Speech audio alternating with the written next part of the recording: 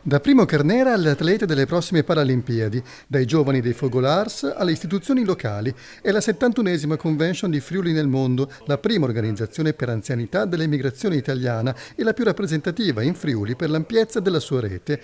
Il tema di quest'anno è lo sport come veicolo per valorizzare l'identità friulana anche all'estero e in omaggio al pugile Carnera, campione della storia della regione, l'incontro si tiene nel suo paese natale a Sequals, a Ville Savorgnan di Lestance, dove ci sono però anche le campionesse di oggi. La cosa che non manca mai nella nostra valigia è proprio la bandiera del Friuli, che dopo quella tricolore è quella che sventoliamo veramente con tanta energia e con tanto orgoglio, perché sentiamo molto il legame con questa terra e la forza che ci danno i nostri corregionali. Ogni volta che esco anche semplicemente dalla mia regione, rappresentare la mia terra fuori dai confini regionali è sempre una grande emozione, è sempre grande motivo d'orgoglio. Questa edizione segna anche la fine del mandato del presidente Loris Basso, da 4 anni alla guida dell'ente, una gestione cominciata proprio con lo scoppio della pandemia nel 2020, ma che è riuscita tra le difficoltà a tenere saldi i legami con i Fogolars nel mondo. Per lui l'organizzazione è portatrice di un primato di storia che, dice, va valorizzato. Noi abbiamo una rete capillare di oltre 160 Fogolars in tutto il mondo, in tutti i 5 continenti. Facciamo difficoltà con 3 dipendenti